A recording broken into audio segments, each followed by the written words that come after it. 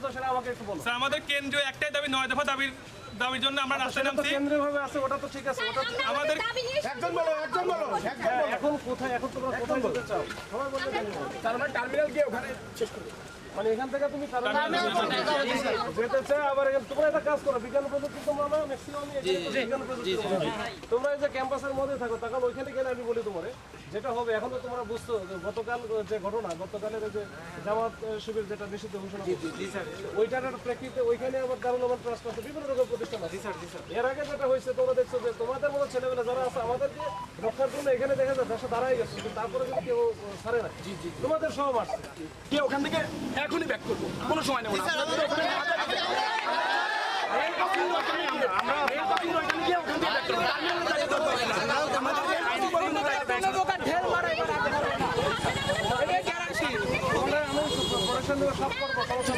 ছাত্র সমাজ কে আছে? আমার ভাই মরলো কেন?